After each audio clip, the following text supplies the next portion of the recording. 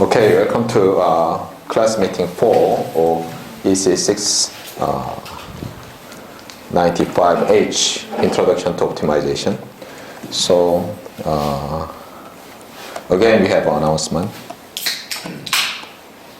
which is the same as we already made. Homework number 1 is due on March 13th, Monday. Okay. So the homework covers chapters 2 to 5, excluding 1. Okay. Even though the homework does exclude chapter 1, try to read and understand what is written in the textbook. Okay. So let's review very quickly. I'm not going to list up what we did to cover chapters 1 through 4. Especially for chapter 4, I just listed up some important terminologies you need to understand. If I have time today, I will go back and cover some of them, but I doubt. Okay? Because chapter 5 is very lengthy and needs a lot of attention. If you remember the title, chapter 1 was about the methods of proof.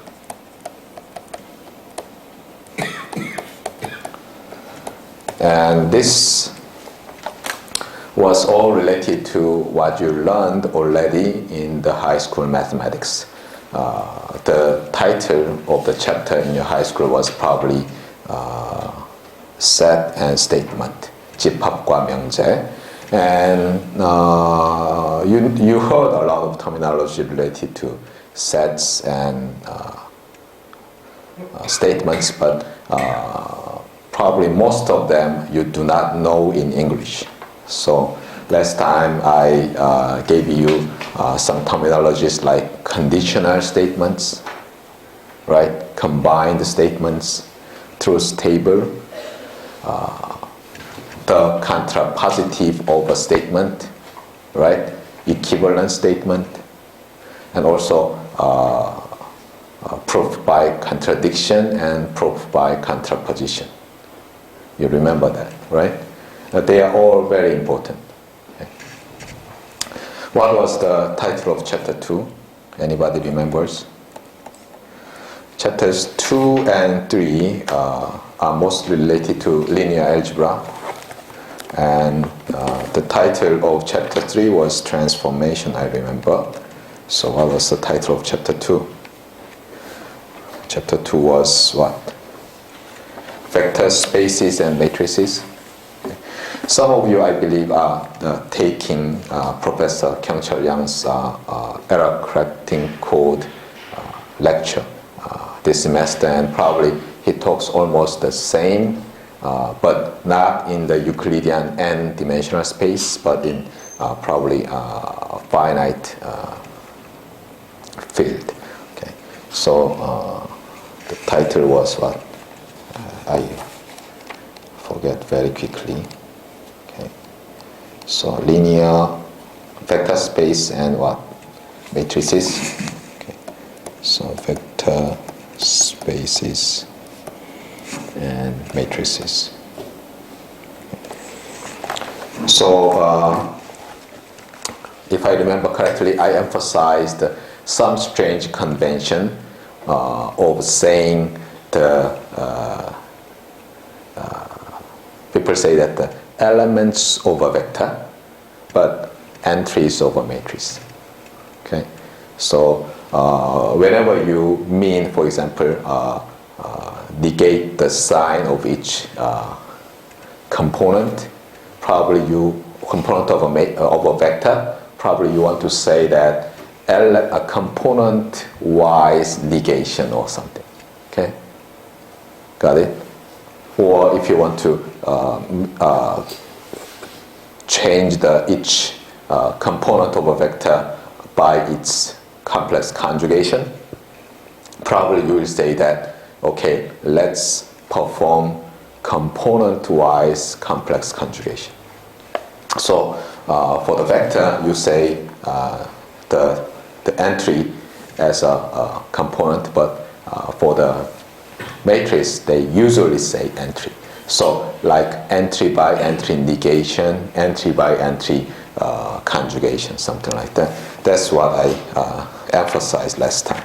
Also, I gave you some terminologies you have to remember, like the verb denote and the noun notation. And I also talked about the rank of a matrix, and also textbook talks about column space, linear independence, and some others, okay, inner products and something. Okay. So all related to the linear algebra. What's the title of chapter 3 then? As I just told you, is about transformations. Okay. And the authors talks about not only the linear transformations, but also a kind of quadratic form that is a special nonlinear transformation. Okay. And he also talks about some other transformations. And here the authors talks about norms of a vector and norms of a matrix. Okay.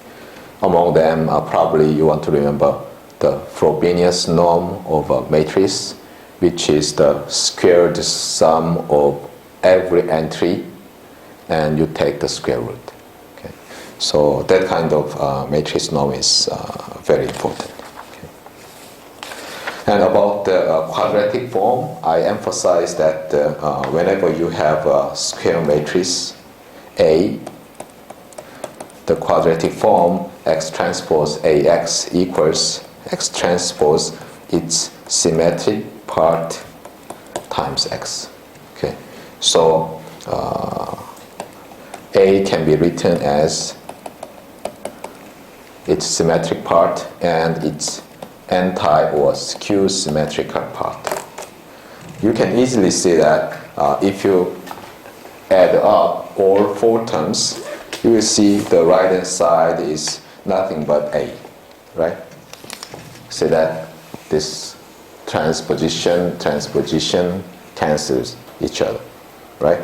So you have A. And if you multiply X transpose and X in front and after X, after simple expansion in terms of its components, you will see that these are the same always. Okay. So in our textbook, when we talk about quadratic form, we usually assume this one is a symmetrical matrix. Okay. And some other definitions appear related to now symmetrical matrices. Okay. For example, suppose this is true for all non-zero x in, of course, Rn, then what is the property of Q?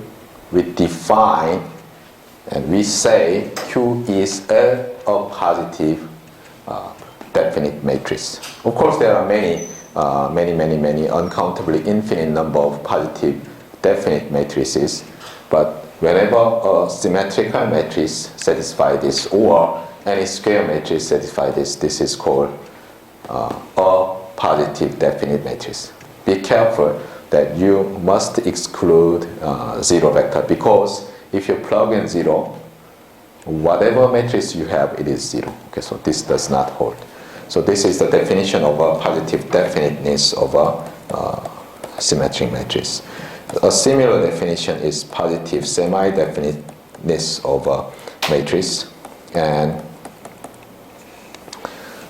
basically what you do is that you drop this non-zeroness, okay, and also you include zero. Okay? So whenever this property holds, for every x this quadratic form is greater than or equal to 0, you say Q is a positive semi-definite matrix. So see that? You have some condition without equality. You have no condition with equality. You can also define negative definite matrix and negative semi-definite matrix. Even though I do not talk much about the eigenvalue decomposition right now, probably you already heard of an eigenvalue decomposition of, for example, positive definite symmetric matrix. What is the most important property of that? The eigenvalues are not only real, symmetry gives you realness of the eigenvalues, but also they are all positive. Okay? In this case, the eigenvalues are all non-negative. Okay? For negative definite matrices, the eigenvalues are all negative. For negative semi-definite matrices, their eigenvalues are all non-positive. Okay? Something like that. So the eigenvalue, eigenvector concept is very important. And in order to remind you about the linear transform and eigenvalue, eigenvector, I emphasize that this is the view you as an electrical engineering student or future electrical engineer must have for vector matrix product transformation. Not just this, okay? Not just this algebraic equation, but also this block diagram. So a linear system with vector input and vector output always has a square matrix or a rectangular matrix A that relates the input output by this algebraic equation. Okay?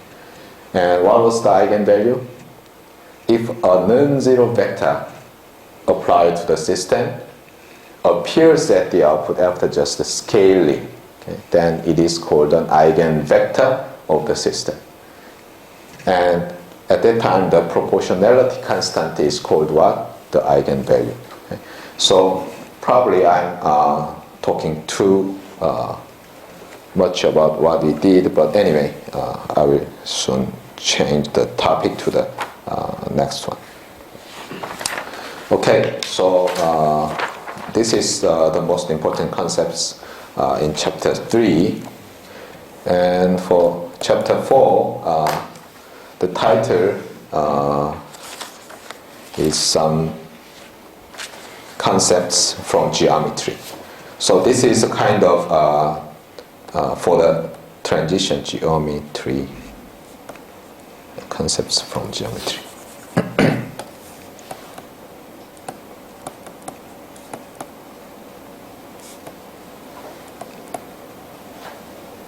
So in Korean, some 개념들 from 기하학, there are many terminologies. Okay? If you look at the lecture note of the last time, I mentioned a lot, right? Including some strange terminologies some of you do not know, but most of them you already know. If I just briefly summarize, first I talked about line segment, 선분, and also its kind of extended version, a straight line, 직선. And I also talked about convex combination of two vectors or 2 points. That is a line segment connecting these 2 points. And I also talked about hyperplanes, which is the extension of a straight line. Okay, so hyperplane is what? Hyperplane always have a form like this. Okay, seems I am talking about the terms in the chapter 4, but anyway, you have some vector u, non-zero, and the same length vector x, and that is equal to some constant, and you collect those points that satisfies this equation, then this set of points is called a hyperplane. Okay. So this is the kind of representation of a hyperplane using the set definition. Okay. Also, you need to know positive half space and negative half space. Also, you need to know a linear variety. I'd better summarize that. So, a linear variety is also a set of vectors. Let me use a hyperplane. And actually, linear variety is a kind of generalization of hyperplane, in the sense that you intersect some hyperplanes. So it's like this. Let me see, B, right? Yeah. And you may wonder at the first glance, what's the relation between these two? It seems they are just different, but actually it is not. Okay. So let me give you a trick to link hyperplanes and a linear variety. So let me rewrite this matrix A like this. So you use columns. Let me see. X is in R to the N, and let's say B is in R to the M. Then we have A sub M transpose. Okay. So, and also what is B? B equals B1 through Bm. Okay, got it? Now let's multiply AX and find each component. What is the first row? What is the first row? A1X, right? A1 transpose X. Similarly, you have the second row or second component, and the mth component, A sub M transpose X. Now this equals this B vector. What does that mean? You have the first equality, because vector equality means component-wise equality. You have second equality, eventually mth equality. So actually this set can be written in this form. L equals 1 through M X, such that AL transpose X equals BL. Okay. Now you clearly see the relation between the hyperplane and linear variety. See that? It's just what? Intersection of hyperplanes. Okay. So a linear variety is a generalization of hyperplanes. Got it? Okay. So this X must satisfy the first A1 transpose X equals B1, and also A2 transpose X equals B2, something like that. Got it? So interesting thing is that if X is a member or an element of this set, what happens?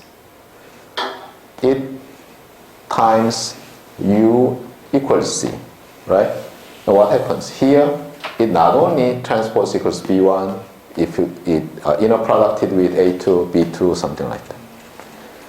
Anyway, so let me emphasize again that linear variety is an intersection of hyperplanes.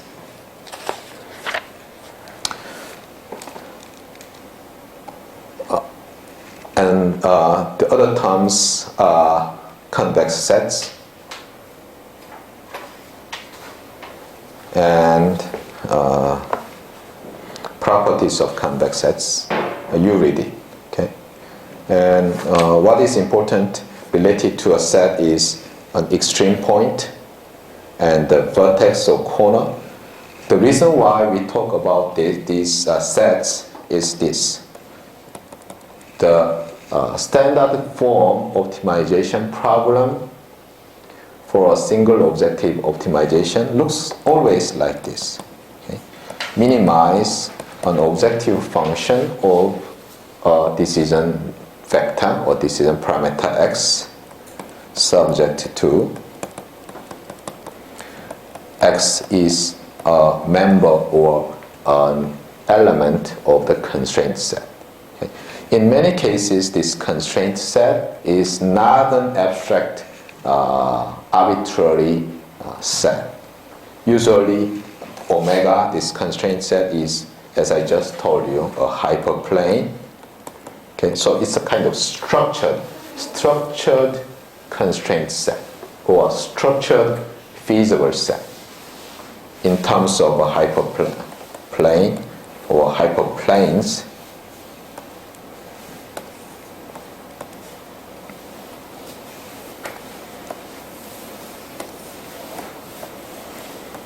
Or linear variety, or sometimes half spaces, intersection of half spaces, where half space means that this is not equality but inequality. Okay. So in many optimization problems, your constraint set is usually an intersection of a hyperplane or a half space or half spaces, hyperplanes, linear varieties, some union or intersections of them. Okay. So sometimes in the two-dimensional case, suppose that you have this vector x in R2. Then, as you remember from your high school math, for linear programming problem, you have some constraint set looks like this. And you already know that your solution, the unoptimal or the optimal solution, depending on the uniqueness of the solution, optimal solution, you find the solution at the what? At the boundary of this constraint set if the boundaries are the elements of the constraint set. Okay. Sometimes the constraint set does not have a boundary point as its element. So the concept of limit point, you find it. The concept of a closed set, concept of open set, the concept of compact set are very important. Okay? Especially when probably some of you have taken a real analysis course from your math department, and where probably you suffered in understanding the importance of compact set. Okay?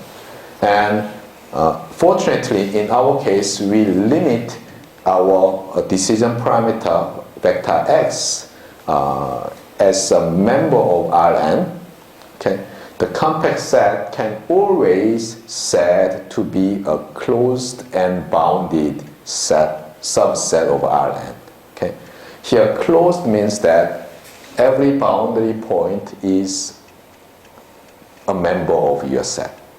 Okay?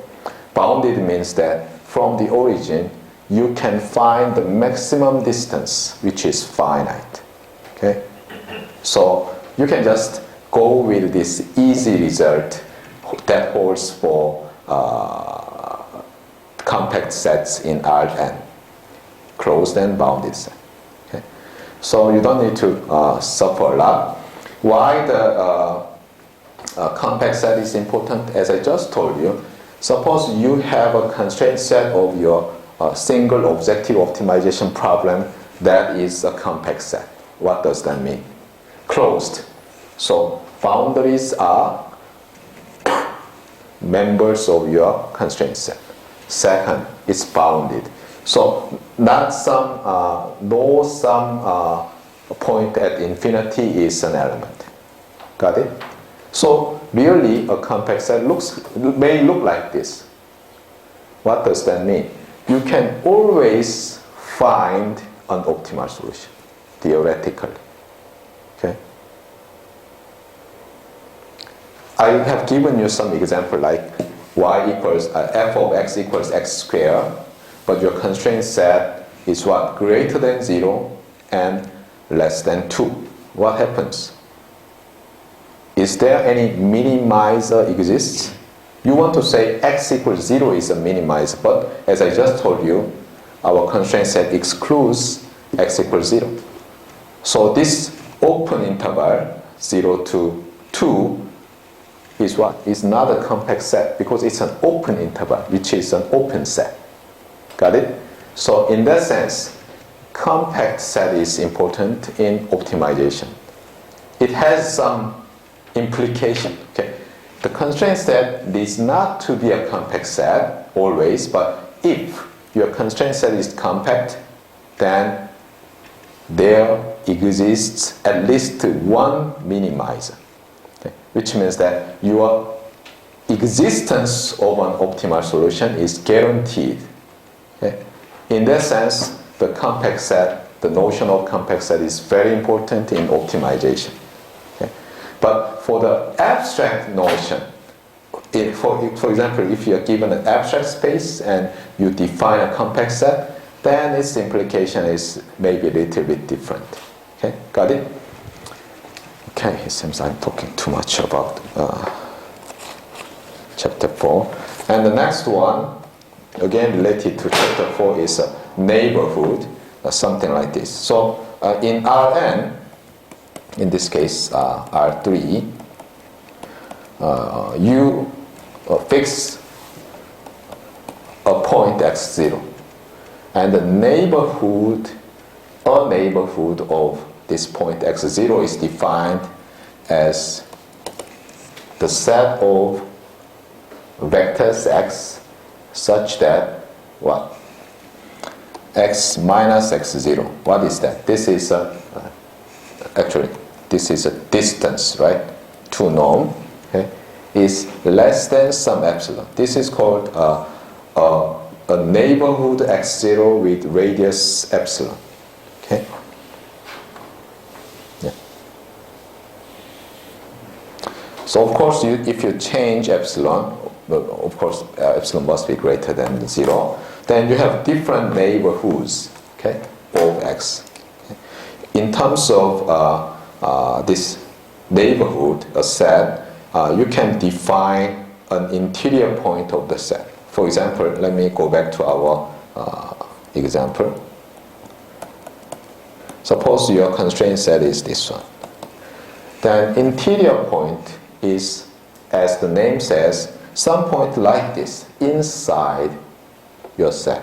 What does that mean? You can find a radius epsilon such that the neighborhood of this point x is every point is also in the set. Okay? If this holds, then this point is called an interior point. Okay? I once told you that when I checked the difference of my lecture note, the first was uploaded 20 years ago, and this lecture note, the first was uploaded now 10 years ago. What was the major difference in the first, the introduction PDF?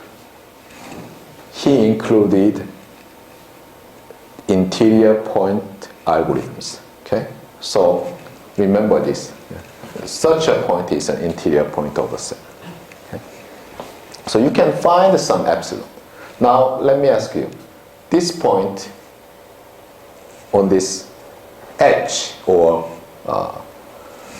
boundary, okay, is it an interior point? No. Whatever epsilon you choose, some points, suppose this is your point of interest, and you find some neighborhood, some of them are not members of this set. Okay, you can, whatever epsilon you choose, right? If epsilon is positive, so these boundary points are definitely not interior points. So actually, given a set, you can define an interior point, and of course you can say that this is an exterior point. Okay? But anyway, the notion of interior point is somewhat very important. Even though in linear programming problems, as you remember from your high school math, the solutions exist on the boundaries, right? But still, in order to numerically find the optimal solution, some algorithms that named interior point algorithms are important. And it hints you that even in linear programming, interior points are important. So please remember the notion. Okay? The reason why I mention is that, as I told you, the next class or next course you want to study, not taking courses, in some cases, is the convex optimization theory course, where, especially in convex optimization 2, Stephen Boyd talks a lot about interior point methods. Okay.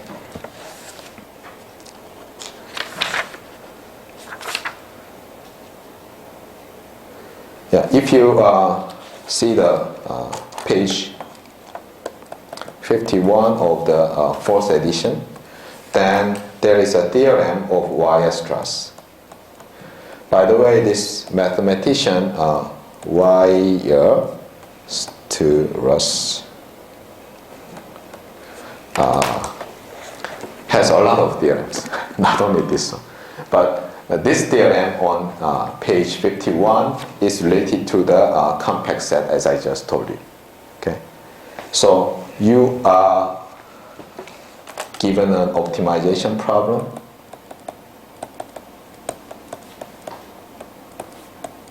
and if this constraint set is a compact set,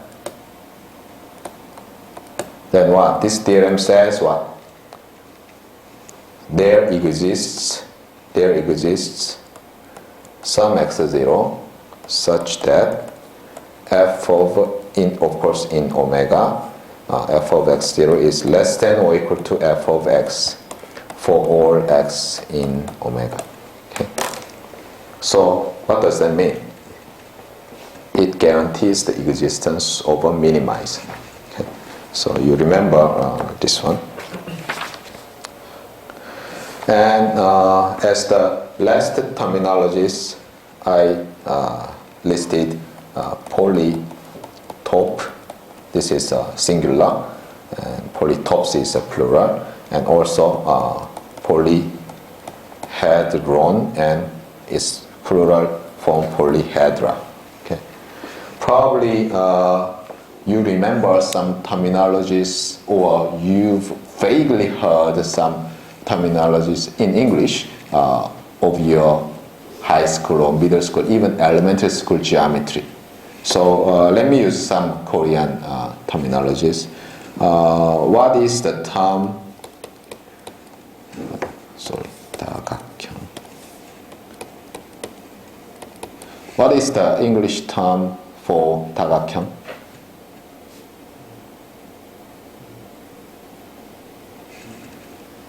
It's polygon. Okay. Yes, poly means multiple. Okay. This polygon is 다각형, and probably you heard 정다각형, like 정사각형, a square, okay, or 정삼각형. What is equilateral triangle, right? What is 정다각형? It's a regular polygon.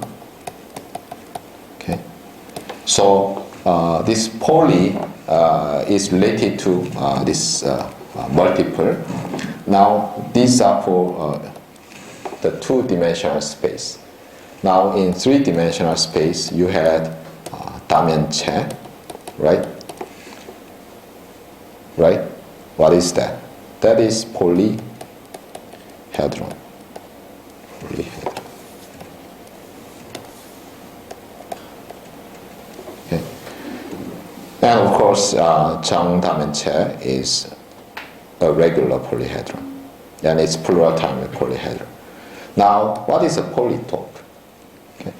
Polytope is similar to 각 or angle.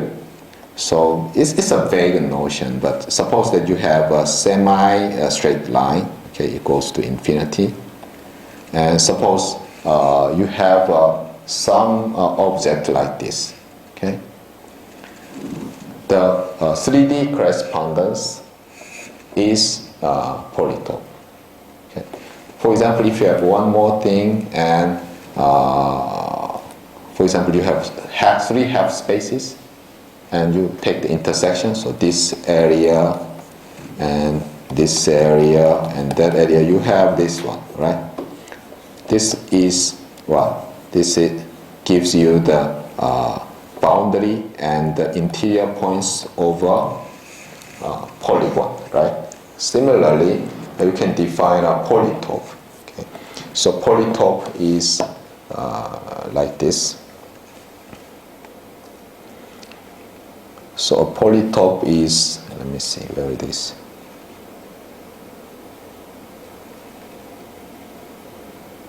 Just a second. Hyperspace plane. Intersection of hyperspaces. Okay. So this is an intersection of hyperspaces. Okay. Half spaces. Sorry, half spaces. So in two-dimensional case, you get sometimes a polygon, okay, but not necessarily. Sometimes you get an angle. Okay. But in greater than three-dimensional cases, you call unbounded such an intersection is called a polytope. Okay. So, for example, you have, this half space and that half space, and another half space. What do you have? You have some infinite number of points, right? Without boundary. Some pyramid type thing, but it extends to infinity. That is a polytope.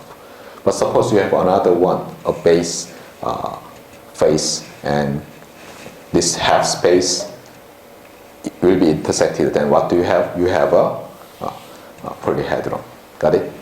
So these concepts are also important because, again, as I told you, our constraint set is often a polytope, or sometimes its bounded version, a polyhedron. Got it? Okay. So that's why I mentioned. And as you say that this half space, polygon, polyhedron, these are all related to what? They start from what? A hyperplane. Okay? As I told you, if you intersect hyperplanes, then you have what? A linear variety. Okay? If you take unions or hyperplanes, what do you have? You have half space sometimes. Okay? See that?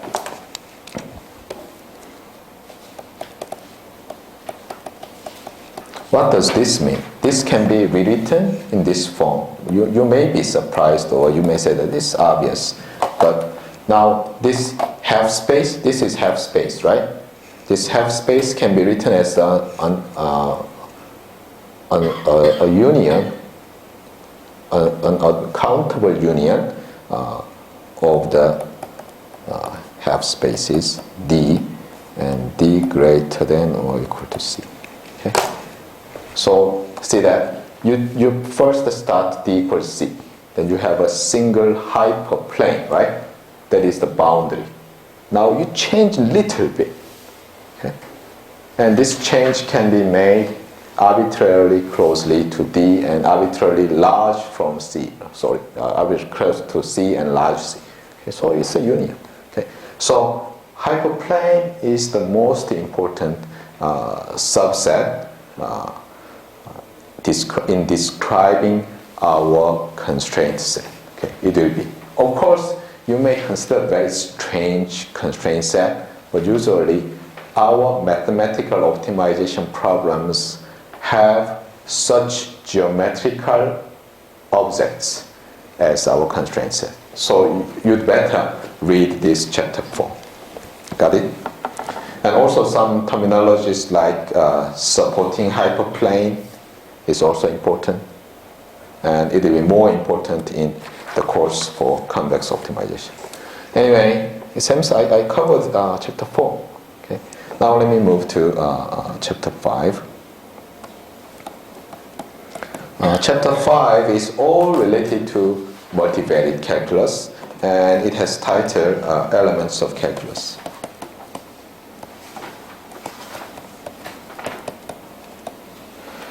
I have a lot to say, but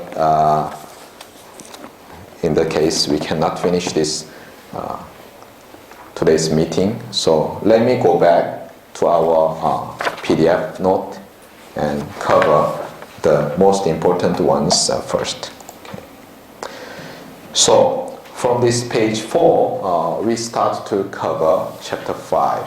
However, as you see, the first topic appears in the 5th section of the chapter, and you will see if you go down that the first section appears later. The reason why we have this trouble is that actually, as I told you, the lecture note is almost the same as the lecture note for the first edition of the textbook. It seems that the authors found that they need to shuffle some sections and chapters, but they didn't change the lecture note, but instead they put the new section number. So we have some change. Okay, anyway, let's go back to the notion of level sets. Okay. When I still remember that day, okay, it was probably one of the day in January 1996. Okay, in the second semester, as a graduate student, I was taking this course, and probably that was the third classmate. Okay, and Professor Chong was talking about level sets, and I was confused a lot. Okay, because he didn't at that time provide context why he talks about this level set. Okay? He didn't say, he just dryly said the level set. So let me give you a context, okay? Because I hated that day, so let's go back to our optimization problem. What is the standard form for the single objective optimization? Minimize f of x, right? We have a real valued function. That function f is from what? From R to the n, some subset in R to the n to what? Another a subset in R, right? So function value is a single real value. Now let's restrict for our visualization that our decision parameter x to a two-dimensional real vector. So take a look at this figure. Okay. Now suppose that this entire R2, okay, this is R1 x1 axis, and this is the x2 axis. So this plane, suppose that this plane itself is our constraint set. Such a problem is called an unconstrained optimization problem, which is the major topic of chapter 6. Okay, from chapter 6, we studied optimization problems. For simplicity, we start having the entire Rn, in this case R2, as our optimization, our constraint set. Now, for each feasible solution or a member of this constraint set has a value f of some x, right? Got it? So it's like for each point you have a real number, and let's mark that real number along this axis. Okay?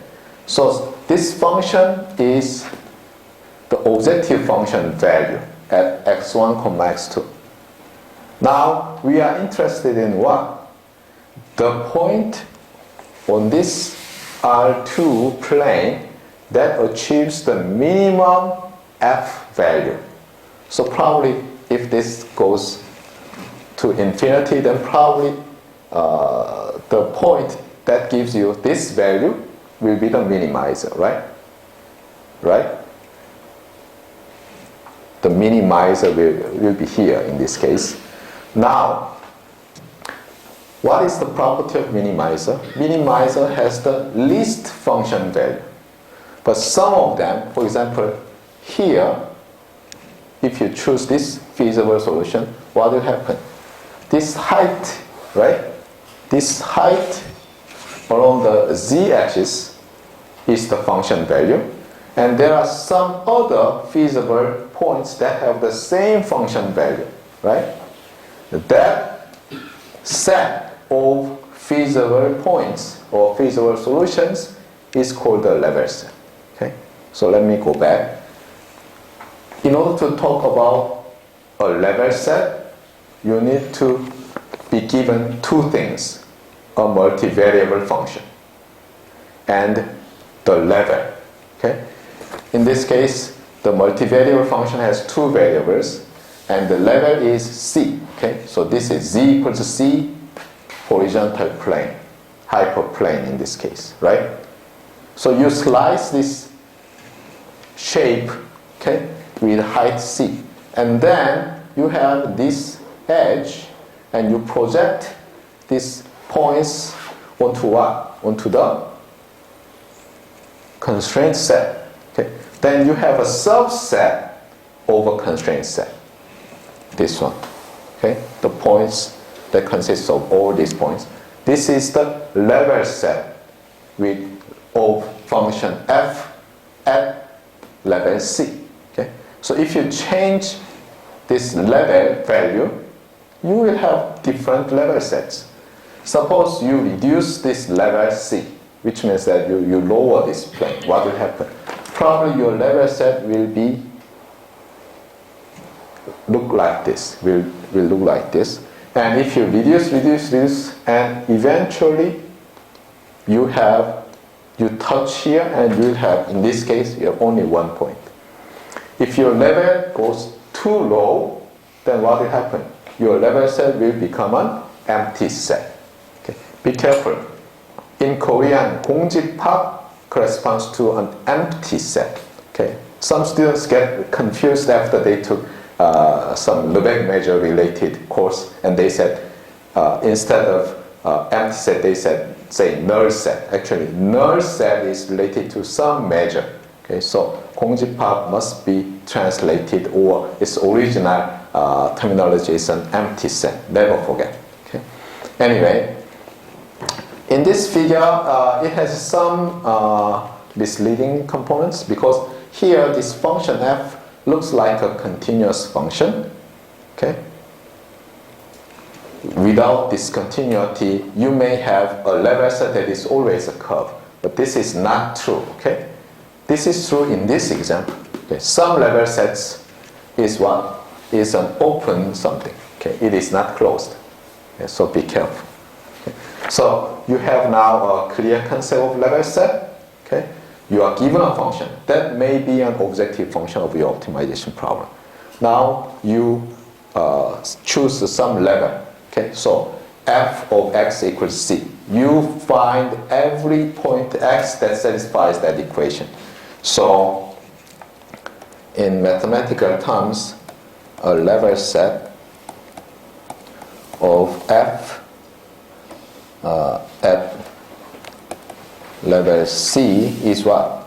The set in Rn, okay, such that f of x equals c. Got it? Okay. In optimization problem, probably you want to replace this Rn to omega. Okay. Okay. And here's an interesting function. So could you take a look at that figure, the example, Rosenbrock's function, appearing on your lecture note. Okay. See that this Rosenbrock function is a function of two variables. Okay. So suppose that I give you this function 100 times x2 minus x1 squared plus 1 minus x1 squared. Okay. Then if you use MATLAB and if you choose a proper function, probably grid, okay, then you can get the figure on the left side. Okay. Do you see the three axes? X1 axis and X2 axis and Z axis if you want. Okay. And apparently it looks like a symmetric function with some line symmetry, but actually it is not. The right hand side figure provides you level sets. Okay. So the author restricted the reason to -2 to 2 for x1 and -1 to 3 for x2. And he plots many level sets that looks like a curve. But do you see? It's a kind of banana shape level set on the mid-center right-hand side. Got it? And probably these points achieves a very minimum of the function. What is the problem of an objective function of an optimization problem that has this level set? As once I told you that sensitivity is very important. Suppose you have found an optimal solution, probably inside this one. Let me use this figure, not just talking about. So here, probably somewhere between these two lines, okay, these two curves. So inside, somewhere here exists the minimizer, right? Now suppose that suppose that you have little bit of offset to this direction, what will happen? You cross a lot of level sets. What does that mean? Your function value is far from optimal. Okay? So this function is actually have a very sensitive optimal solution. Okay? In that case, you must be very careful. If your algorithm cannot handle such sensitivity of the objective function, and you may say the sensitivity of optimal solution, your approximate or numerical solution may be far from optimal. Okay? Be careful. Okay. Let's go back to the first section of this chapter, derivatives. Okay?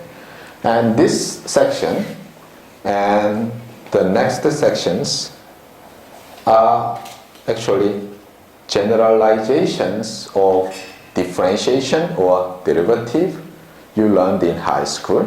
Okay? But at that time, your function was what? A single, they were all single variable function.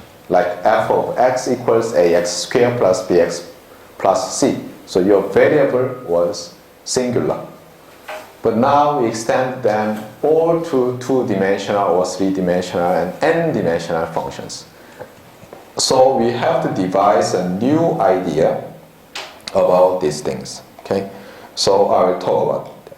Also, this one is actually not deeply covered usually in college level calculus, but it's very important related to calculus.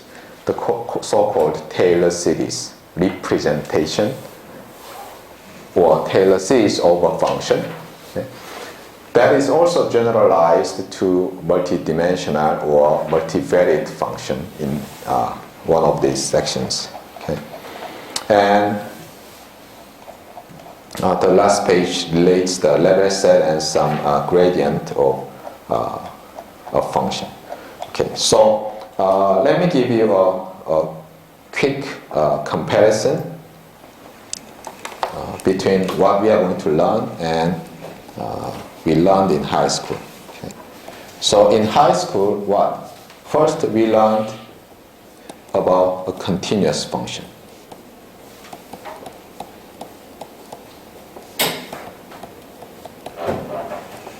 Why a continuous function important, by the way? Why? Why a continuous function important? By the way, what was the definition of a continuous function? Anybody remembers?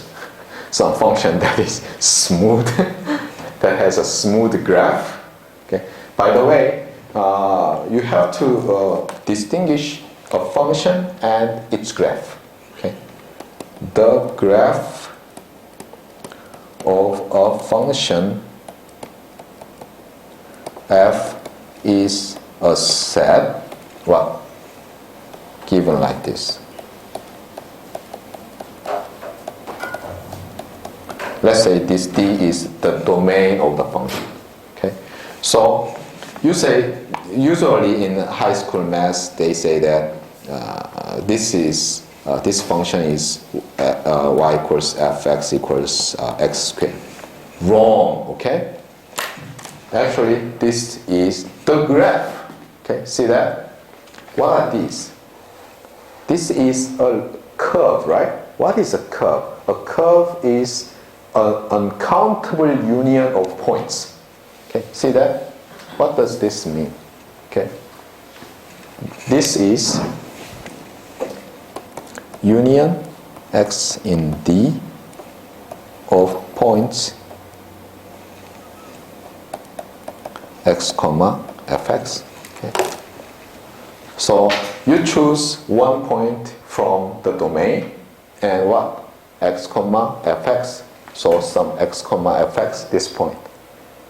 Now you little bit change x, and in union you get a set of points.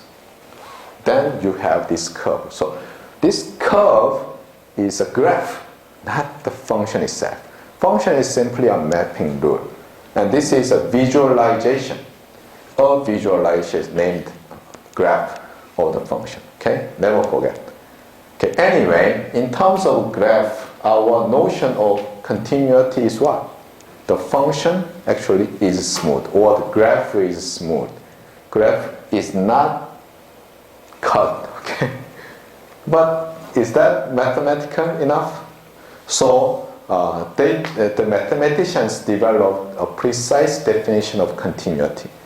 Actually, if you read some introductory real analysis textbooks, especially those that lists of historical developments, you will find very interesting things. Probably you heard the great mathematician Cauchy. Okay, he studied a lot about continuity and limit, and he himself suffered a lot from other people's wrong concept of continuity. Eventually, those definitions, very restrictive definitions, are now currently named uniform continuity. But anyway, you will learn those terms in real analysis. But here, what is the continuity of a function? And what's the implication of continuity in our optimization? What is that? Continuity means this, okay? Suppose this is an objective function of an optimization. Continuity means is this. If you have a feasible solution, okay, it may be far from optimal solution. Now suppose you have a feasible solution and you move a little bit from it, okay? You add epsilon or minus epsilon. Then what does that mean? Actually delta, not epsilon. Yeah. You move delta, very small number. Then your function value also changes with a very small amount called epsilon. Okay? So some jitter, one error, very small error in the constraint set gives you a very small variation in what? In objective function value. Is that good or not? It's good. Okay? Why? Especially in our era. We now living in the time period where computers are mainly used in solving optimization problems. Not our clever idea. Okay? As I told you, the famous Brach-Hastochron, okay, 최소강-하산 problem was solved analytically using elementary functions. But many optimization problems, such calculus of variation problems, cannot be solved now using our hands and brain. We rely on computers. Now everybody knows that computers have what? Have a finite precision in handling our numbers. Sometimes, of course, we so-called use a floating point number. But in many algorithms, okay, we still use fixed point algorithms. What does that mean? Suppose this is our original constraint set, but our computer can only evaluate at some discrete values because of that finite precision. Under that situation, we do not want to be far off from our extreme point or the optimal solution. Okay. How? By having enough resolution and hope that within that resolution, our objective function does not change that fast. Okay. Suppose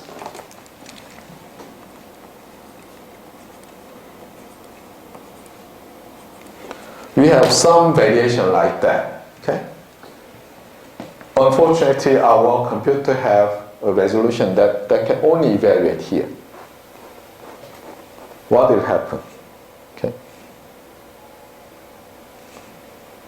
Probably here we have our optimal solution, but what happened? We may miss it and say some other thing, okay? Assuming continuity, right? This is the minimizer. Okay? So this notion of continuity is not only important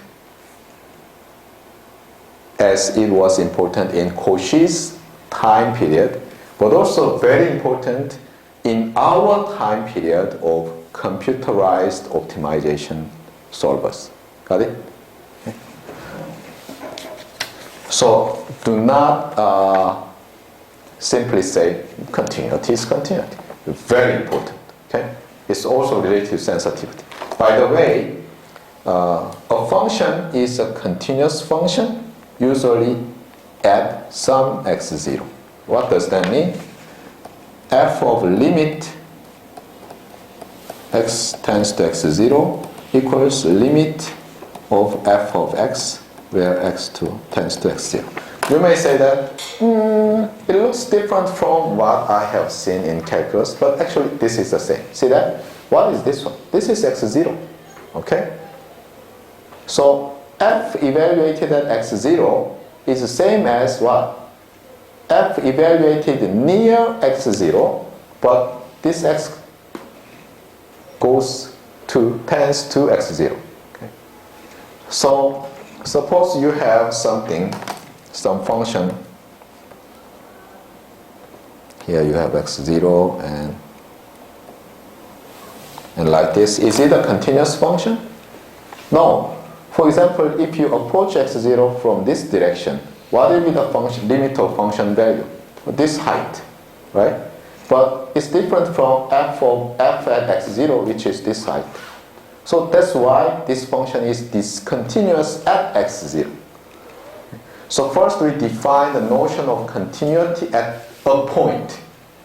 And if the function is continuous at every point in its domain, then we say that the function is continuous in its domain. Okay? So continuous function actually means what? Uncountably infinite intersection of pointwise continuity. Because it must be continuous at every point, uncountably infinite, because we consider what? Discrete optimization or continuous optimization. We have interest in continuous optimization. What does that mean? Our constraint set usually have uncountably infinite continuum of points. Okay? Anyway, so continuity is not a simple thing. It's very important, like this. But take a look at this formula. Another interpretation is this. If f is continuous at x0, you take this limit out of this argument. Okay? Or if f is continuous, if you can push this limit operation inside the argument, So you understand it this way. Okay? This is a little bit different from what you learned in high school or elementary calculus. But actually, this is more easily expandable to other cases, or even an abstract, a function defined on an abstract space. Okay? So interchange of function operation and limit operation. Okay? See that? The order is changed, right? Here, limit operation is first, and then you have function operation. In this case, function evaluation comes first, and limit operation comes last. But you can change the order. Change the order of limit and function evaluation means continuity. Got it? Now,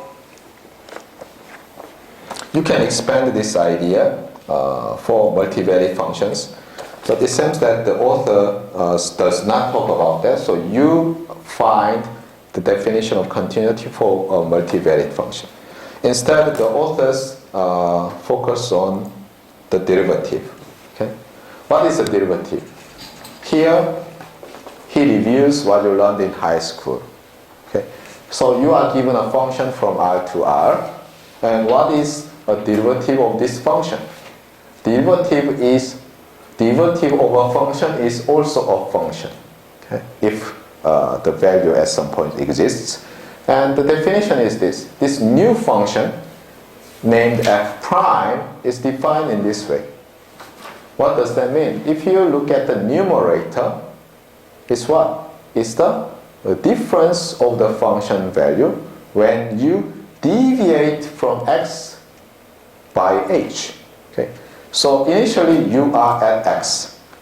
Now what you do is that you little bit move away from x and measures the change of the function value.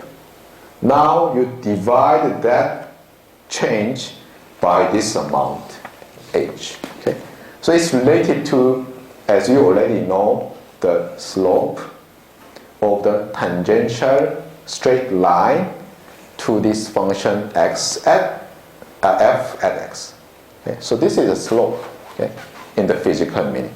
So if this f gives you a physical quantity, for example, a distance, what is f prime? That has the unit same as velocity or speed, right? If your function f has unit velocity, then what is f prime? Acceleration, something like that, as you learned in introductory physics course. Okay? So sometimes this notation is written in this form. By the way, this is devised by Leibniz, not Newton. Newton was kind of obsessed by the application of calculus to the law of physics, law of motions. He didn't use this. He used upper dot for the derivative, double dots for the twice differentiation, something like that. So that is by Leibniz. If derivative exists, derivative is a function, right? See here, derivative exists means that you can differentiate function at every point inside the domain. So you have a derivative function that is defined on the same domain as the original function, then you say that f is differentiable. Okay. Now, interesting thing is that if a function is differentiable, then what is necessary? The function must be continuous. Because if it is not continuous, at some point this difference may be finite. Whatever h you choose, however small h is. In that case, what happens? The numerator is fixed or converges to some non-zero constant, but the denominator goes h, and you have a function that blows up. So existence of derivative implies the continuity of f. But this is a little bit different. Be careful. F prime is continuous. then what do we say? F is continuously differentiable. Be careful. Differentiability requires continuity of F. So this F prime is continuous, or F is continuously differentiable means what? Not only the continuity of F, but also the continuity of its derivative. Okay, be careful. And this is not a redundant qualifier. Okay. Now, so up to this, it is review. And from here, we have what? A multivariate function. Okay. So we have a vector for our decision parameter. Now, given that this function can be written in two forms. Okay. So suppose f is Rn to R. Okay. Be careful. Since we are in many cases interested in optimization problem, our function f is what? A real valued function. Single real valued function. So you may say f of x underscore or f of x1, x2, dot, dot, dot, and xn. Okay. Now, how many free variables do you have? N variables. Okay. So if you just apply our notion of derivative, then you must decide which variable to change. Okay. So here comes the notion of partial derivative. So what does this mean? So you choose some ith component of vector x, and you change that value little bit. And you measure the change of function f. This is function f, change of function f, and find the ratio. Okay. Actually, this is the definition of partial derivative. Now, question: how many partial derivatives do you have? It's just simply n in this case. So you want to define a collection of them, but sometimes you can put it in a vector form, and sometimes you can put it in the column vector form or row vector form. Here, this is called grad, because it's a gradient. Grad of f of x. Be careful. X is a single real valued function here. Okay. This is defined. This notation means what? df, dx1, df, dx2, df, dxn. Okay. Of course, if you want, you can put this parenthesis and vector x. Okay. But it's obvious, so I just do not write it. Okay. So this grad looks like an arrow on the down side, right? So you write down this way. Okay. One similar thing is d of f of x. Now, what is this? This is simply defined as the transposition of this one. Now you see, you can view this as also a kind of rounded arrow. So you write down the right side. Okay. And you can remember it this way. So you put something like this, okay? And then what? df, dx1, df, dx2, df, dxn. Okay, got it? So simply grad f of x transpose. Okay. Of course, we need to have a parenthesis, to be more precise, but in many cases that parenthesis is omitted. Okay.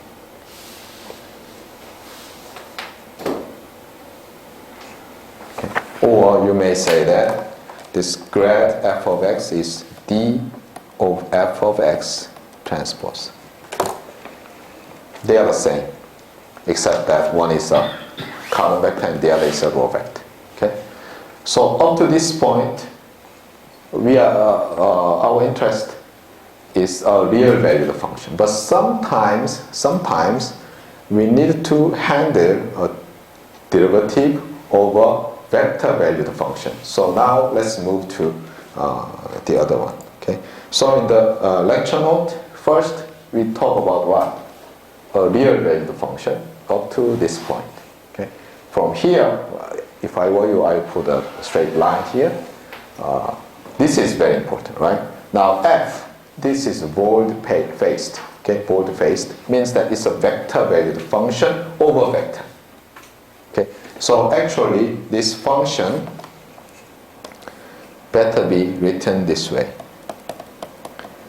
Rm to Rn, Rn to Rn. So actually this function f over x is what? There are how many functions? M functions, right? Because in the range you have a vector of length Rm. So f1 of x, f2 of x, dot dot dot, fm of x. Okay? If you really want, you can write it this way: f1 of x1, x2, dot dot dot to xn, right? f2 of x1, x2, dot dot dot, xn, and dot dot dot, eventually x sub m, x1, x2, dot dot dot, xn. Got it? So now suppose you have a function that has that is a vector valued function of length m. Now this is already a column vector according to our convention. Now each one is what? Each one is a function from Rn into R1, right? Now you can apply partial derivative. You can find the gradient and you can find the d of f1, means that transpose of gradient. Now what do you want to do? Do you want to expand in this direction or expand in that direction?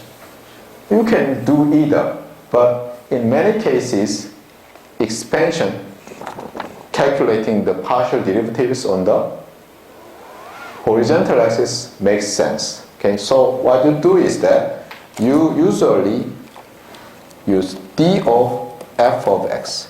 Now what it is, you choose f1, and as I told you, you move to the right hand side by changing this. So df1 x1, is it df1 x2 or df2 x1? df1 x2, right? Because you expand, okay, to the right side, you extend to the right side, so you choose this one, df1 x3 dot dot dot df1 xn, because you have n variables. Now second line, second row looks like this.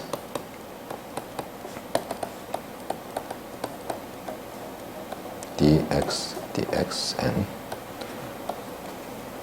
and eventually you have dfm, dx1, dfm, dx2, dfm, dxn. Okay, got it? So how many rows do you have? The same number of rows as your function. How many columns you have? The same as the number of rows of this x, or number of components of this vector. Okay, you move right hand side. Okay. By the way, we can still go back to the function from Rn to R. Okay. By the way, this is called the Jawline Matrix. Okay. And you read this part, that's not difficult. Okay. And let's move to this one. Okay. So again here, if I were you, I will put a line here, because we walk back to a real valued function. Okay. So this lecture note is very confusing because it's a kind of compression of what are written in the textbook. So you have to kind of put the dividing lines. So Now let's go back to our real valued function. Suppose f is an objective function, right? Now, what is the first order derivative? Probably gradient of f or df, right? That is the transpose of the gradient of f. But what is the second order derivative? What would be that? So this gives you the answer, okay? So d square f is defined this way. Interesting thing is that f was originally a real valued, okay? Now this one is defined as a matrix and it's a square matrix, okay? You see n1, 1n and nn, okay? And its ij's entry is what? The second order partial derivative of this function with respect to xi and xj. Okay? And this can be viewed as what? This can be viewed d of grad of f, actually. Okay? So think about this. Okay, let me go back. And here, consider grad f, okay, and d of it. It's strange, right? But let's compute step by step. This f is a real valued function, right? What is grad of f? I said move this way. So first one is df dx1, df dx2 up to df dxn. Now what is d? You differentiate that each component and write it this way. So as I just told you, you have what? You have this one. Got it? First, the gradient expands this to a column vector, and D expands it to a matrix. Got it? So you can understand that way. So this is simply denoted by d square f, if you want, of x. Got it? This is called what? This is called the Hessian or the Hessian matrix of this real valued function. Be careful. This Hessian matrix is for a real valued function, okay? Not a vector valued function. Okay? If this Hessian, the twice differentiated version of this f is continuous, then it's called, this function is twice continuously differentiable. Okay? If it is once differentiable, then it's, the function is in C1, continuously differentiable. Twice continuously differentiable. Okay, it seems I'm still very slow. Let me be quick. Okay. What is a chain rule? Okay. Probably you suffered a lot because some professors, okay, do not give any physical meaning. Why chain rule is important to an electrical engineer? Why is it important? What's the implication? Have you ever thought about it? Even after you took linear algebra or after even you took signal-gen systems? Have you? Probably not, okay? So let me give you an electrical engineering version of this chain rule, okay? Chain rule is all related to a cascade of two systems. So I really love drawing block diagrams, and I also want you to do that. Okay? Chain rule is related to a chain of systems, serially cascaded systems. Okay? So let me take a look at our lecture note and write exactly, precisely. Okay, so it's like this. The input to the first system, okay, the left system is time t in this example, and this function is what? A vector valued function, but the argument is singular, a single one. So g goes out, okay, and you have what? You have f goes out. So this second block, okay, this is called f of g, okay, is what? A real valued function, multivariate function. Be careful. What is this g vector? Each component of g vector is a single variable function. Okay. What is f? It's a one-by-one function, but its argument is a vector now. Got it? So this function maps from this is mapping from R into Rn, for example, and this function is a map from Rn to R. Got it? So let's think about this special case.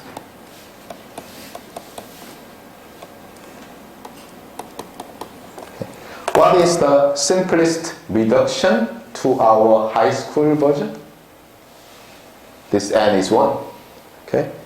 So you have a parameter, a system, another system, and output of the system. Okay? Now the situation is like this. Okay?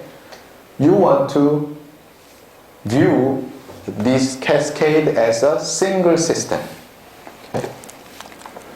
So you want to view this as a single system. Then you may name this one as some function. Okay? Let's say f.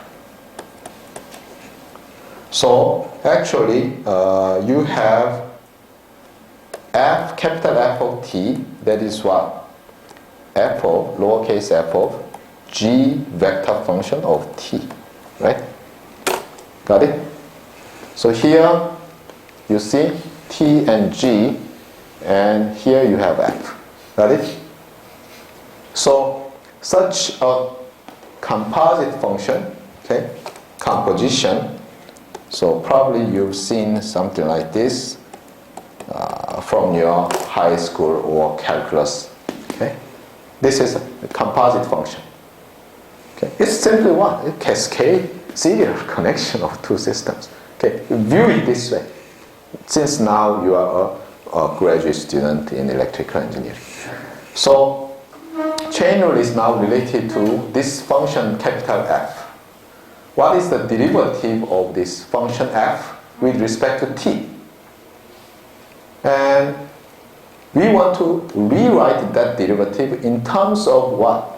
The derivative of this function. By the way, what is the derivative? Since this is a vector valued one, probably you want to calculate capital D of g, right? You want to expand right away, right? Now, what is for this one? This is a scalar valued multivariate function. So probably you want to calculate gradient of this. So the question is this. Simply, what is f prime of t? That is df of t dt in terms of what? First, d of g of t and grad of f of, let's say, x if you want. Because there is no x, let's use x. Okay? So we view this input as x. Then what? The first derivative of this function is grad of f, right? So what do you guess?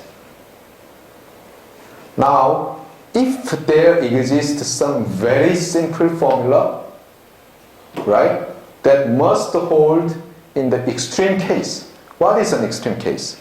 These are all scalars, right? And also, these are what? Linear functions. For example, output is some 5 times t. And here, let's say this is x, and this is y. Y equals 6 times x. What do you guess if you change a little bit? Of course, multiplication of two derivatives, right? So, whenever you have a very, very general formula for even non-linear functions, it must hold for linear functions. So remember that way. So now let's guess what we have. Okay? So this is what? This is a column vector or row vector or matrix. What is this? This is a matrix, right? What is this? This is a column vector. Of length what? So this is in R, let's say, n, let me see, D. Okay, actually this D is n by 1, right? Because we have only one variable. Okay, so this is R n by 1. So it's a column vector actually. And this is what? This is also in R n by 1, right? So in order to have what? This is what? This is scalar. What do you guess? You inner product these two. Right? And also inner product can be interchanged if since they are reals. So definitely what you guess is this.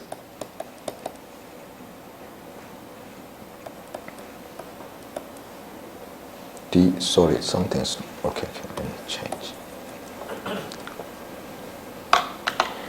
So this can be also written as G prime T. So you apply entry by entry differentiation. Okay? So you can say G prime T, this is a vector, transpose grad F of G of T. Okay? Got it? Anyway, you want to evaluate this one as a function of T. So here you have T, and since this is X, but X equals G of T, you have this one. Got it? And now if you reduce it to scalars, this disappears, and this becomes what? If y equals 4t, this is 4, and this is 6. Done. Okay? So this chain rule, okay, is very, very natural. If you think in this way, and especially think linear. Okay? Since they are vectors, you have other alternate forms like this, grad f transpose G prime. G prime is dg. Okay?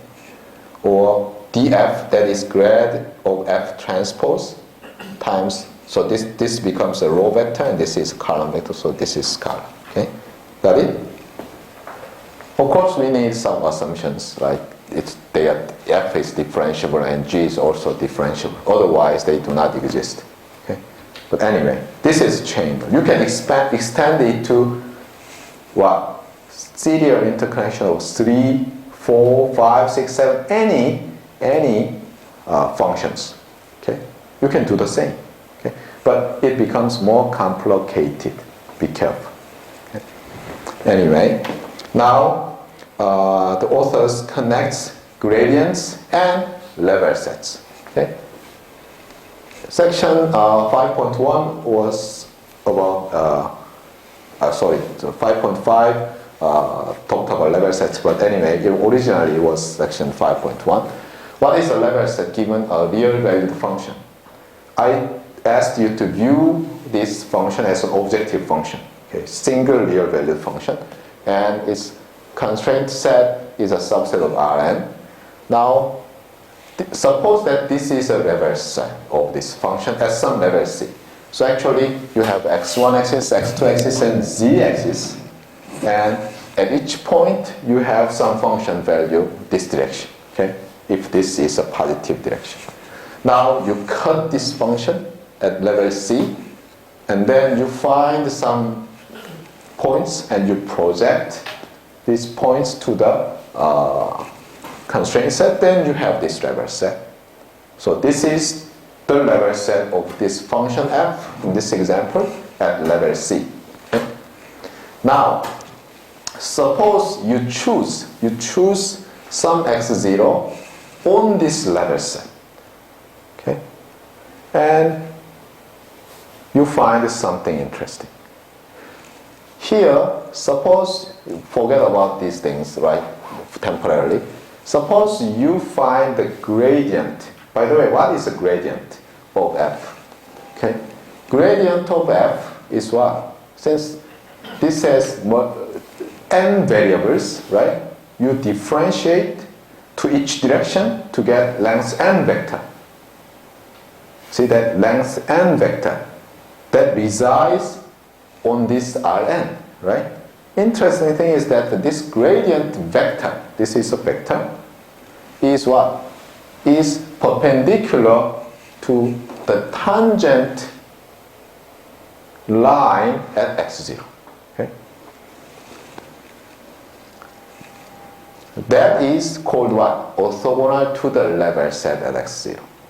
So this orthogonality is what? For two vectors, not between a vector and a curve, right? So you have to find the vector. Okay? And this gradient vector is perpendicular or orthogonal to the tangent vector at x0 at this level set C. Okay? How can you prove, by the way? Okay? To prove it, you need some math, and that appears here. So you read it, by the way. Okay? But from this figure, it's a little bit obvious. Consider that I have just cut this function at level C. Now, what if level C plus some epsilon? Probably I will have a level set little bit bigger, right? And this gradient vector actually, as you remember in the calculus, points the direction of fast increase of this function. So suppose the function increases this way. So you have a level set like this. So this, around here you have two parallel lines, and this is normal to these parallel lines. Okay?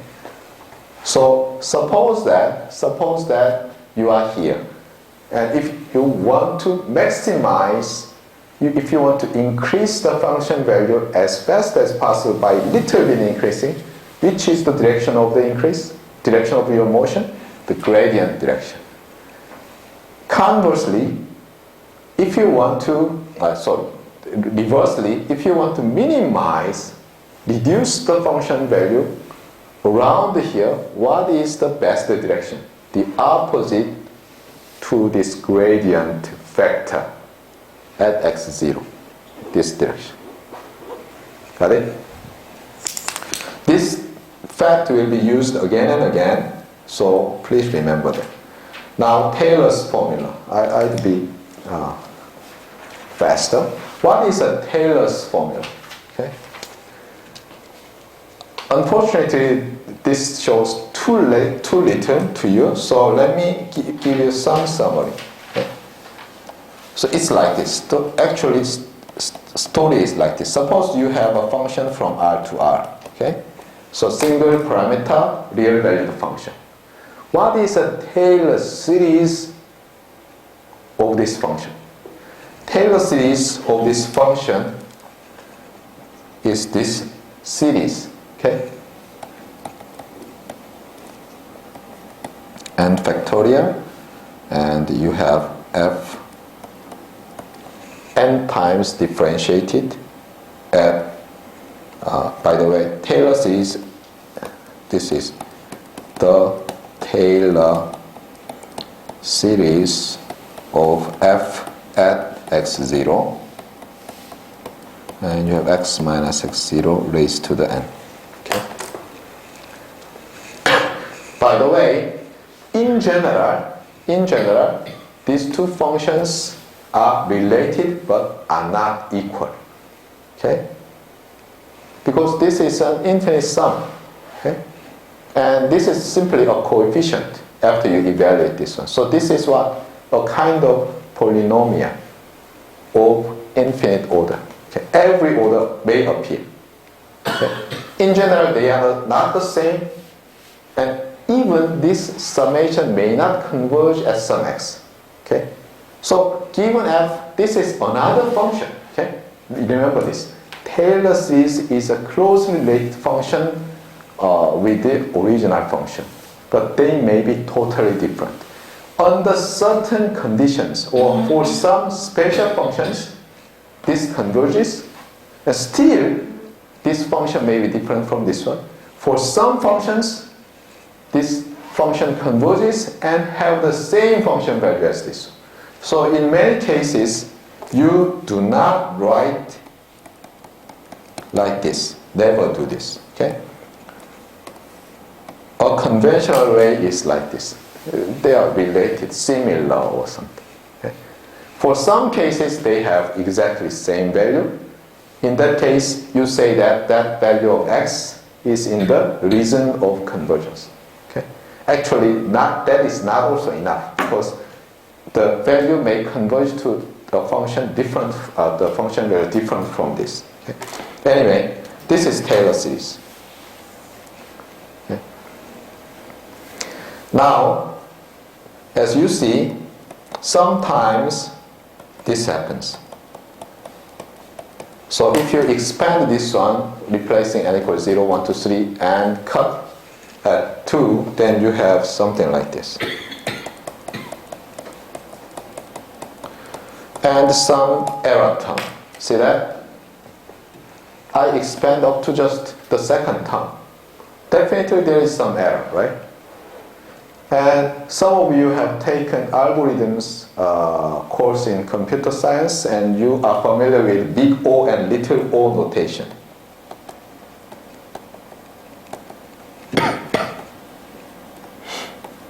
Something like this. Okay.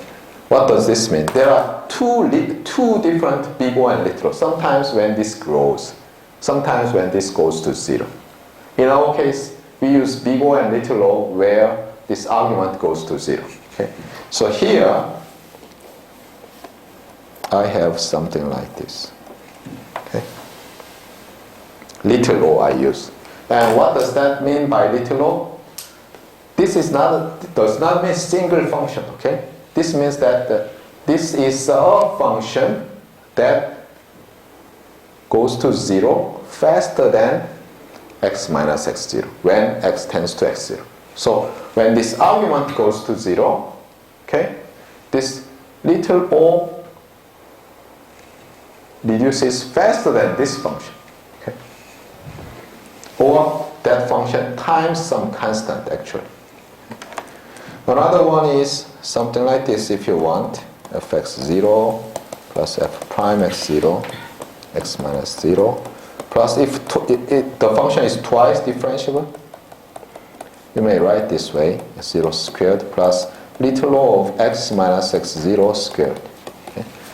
You can continue again and again. Okay? One good thing is that in optimization, what does this mean? If you move a little bit from x0, okay? Suppose x0 is your initial guess or initial feasible solution, and now you change a little bit. What happens? This is ignorable. Okay? Right? Because this is x0 plus epsilon, and epsilon is very small, ignorable. Then what does that mean? Your function is very closely approximated by a linear function, like this. Okay? Actually, this is a tangent function, as you already know. Tangent line to f at x0. Okay? So it's a kind of affine approximation, tangential line approximation of f. Okay. Then what about this one? Here, this goes to 0 even faster than this one, right? You already know from high school that graph of x and x squared. The difference is that now you approximate your objective function in optimization as a second order quadratic function. Okay? So it's different from tangent line. It's tangent, how to say, tangent parabola. Okay? Tangential parabola, if you want to say. Okay? And you can keep continue. And let's take a look at the lecture note. As you see, if f is continuously differentiable one time, right, then f prime x can be obtained. That's why you have f prime of x0, and the remainder is just put together and written as little o of x minus x0. If function from R to R is twice continuously differentiable, you can have a better approximation with this quadratic equation and even faster reducing remainder. Okay? You can keep continue. Now, please put a straight line here because up to this point, it was a review. Okay? And from here, you have now a multivariable or multivariate function. So suppose that you have a multivariate function f, and it is continuously differentiable. What do you want to do in optimization? Probably what you want to do at some point, okay, initial guess of your solution, you want to have a local search. So you take a look at the neighborhood of U and try to find a direction. So you want to move to the direction where the function value reduces. One approximation is this. You approximate this function as what? A kind of tangential plane, right? That is related to this one. See that? Now you have a kind of Taylor series expansion, Taylor series representation of f at x0. So you have constant term, and now you have what? What is this one? This is a hyperplane, right? See that you multiply these two, then u transpose x, and what is this? It's a constant, okay? So this is actually a hyperplane. And this is what? Very fast reducing term, ignorable error term, when x is very close to x0. Got it? Now, what if our objective function is twice continuously differentiable? Then we have a better approximation. But the problem is what? For a function that is a vector valued function, this is function of multivariables. What happens? You calculate the Hessian matrix, right? So, surprisingly, the second term is actually a quadratic form. You have the Hessian matrix evaluated at x0, and you multiply x minus x0 transpose and itself before and after. And this 1 over 2 is actually 1 over 2 factorial. Okay? And you have a little o of the second term. Got it? So now what is this? This is a kind of quadratic function approximation to the original function at near x0. Okay. Got it? So suppose you want to you walk down the hill when you do hiking. Okay? And one way is that you just take a look at the area near your feet and approximate as a plane. Second one is what? You approximate as a quadratic function. Okay? As appeared here. Last page. The same thing as I already told you. Suppose this is a level set of our multivariate function. So the level is C0. And now suppose this is a level set with level C0 plus delta. Now, gradient is, as I told you, if you just approximate these two tangential planes, you have a gradient that is orthogonal to this. So this is increasing when delta is positive. Why I hear the noise? Okay, some increasing direction. So in order to minimize our function value, which is the direction? The opposite of the gradient. That's what is actually written again here. Okay? The assumption is exactly the same as our objective function. Okay? Rn into R. Okay? And we know this is orthogonal to the level set, and also it's the increasing direction. Okay? And the proof appears in your textbook like this. And here, the authors use Taylor series expansion of the objective function, and the approximation is, in this case, a hyperplane. Okay? This is enough to prove this. For some other application, you need second order expansion. So